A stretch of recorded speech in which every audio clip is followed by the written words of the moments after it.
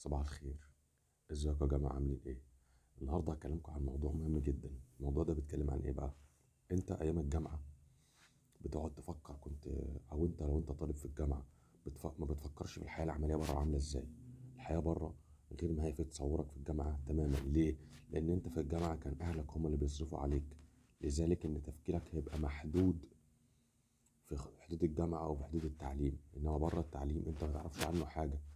ده لأن أغلبيتنا محدش بيشتغل طول ما هو بيدرس، فلذلك إن بعد الجامعة الحياة العملية ما يعرفش عنها حاجة، لأن الحياة العملية هي إنك إزاي تدبر لنفسك معيشة وسكن وأكل وشرب وحاجات، وتتجوز إزاي والكلام ده كله.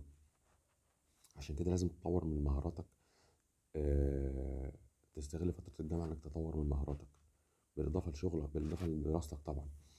طور من مهاراتك دي، لان المهارات دي كل ما تتعلم مهارات جديده كل ما هتساعدك انك تشتغل وتجيب فلوس. كل مهاره انت بتتعلمها هتتعلم ازاي تجيب قدامها، ازاي تستثمر وتجيب فلوس تعيش بيها. خلي بالك ان المهارات دي، كل ما زادت عندك المهارات وكل ما استخدمتها بشطاره وبحرفيه بتأهلك ان سوق العمل ياخدك بشكل اكبر، وبتزود من فرص قبولك في الشغل. المهارات دي مبدئيا كده لازم تبقى آه، ليها علاقة بمجالك، أو حتى لو ما كانش ليها علاقة بمجالك. تمام. المهم إنك تتعلم مهارة جديدة، والمهارة دي لازم تمارسها عشان ما تنساهاش. لأنك أنت لو فضلت المهارات دي تتعلمها وتسيبها هتلاقي نفسك نسيتها. أنت لما تتعلم المهارة وتقعد تمارسها، تمام، هيتولد عندك عادة داخلية. هتلاقي نفسك بتعملها اوتوماتيك اول ما بتتوجه للحافز اللي يخليك تعمل المهارة دي. خلي بالك كمان ان حاجة عايز اقولها، حاجة كمان لازم تتعلمها.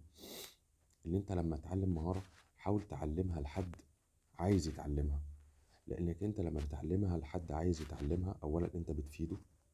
تمام. ثانيا انت بتفيد نفسك لانك بتشرح لنفسك المهارة دي من جديد بصورة تانية، وبالتالي مهارتك دي بتزيد اكتر ما هي زايدة عندك. يعني بتكتسب خبرة اكبر وبتكتسب معارف اكتر. والمعارف على فكرة مهمة جدا في سوق العمل.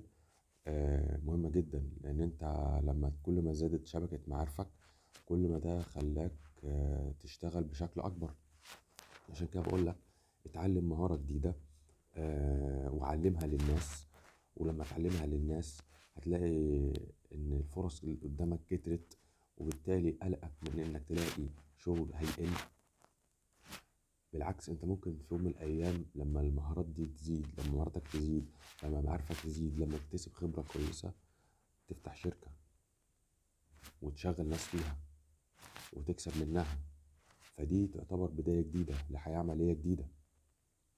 عايز اقول لك كمان ان ان ان ان انت لما تتعلم مهارة جديدة لازم ايه، تيجي بعد سنة مثلا تكتب الفايدة اللي انت اتعلمتها من المهارة دي، او اللي اضافته ليك، او التغيير اللي حسيته بيه لما اتعلمت المهارة دي.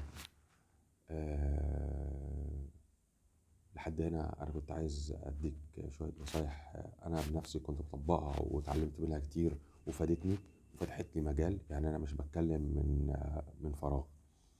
لو عجبك الفيديو قول لي في كومنت ايه اللي عجبك، ولو ما عجبكش قول، يعني انا اتمنى انك تقول لي اللي ما عجبكش هو ايه اللي ما عجبكش بالظبط. ولو عجبتك الافكار ما تنساش تعمل سبسكرايب ولايك عشان تدعمني لو عجبك المحتوى. سلام.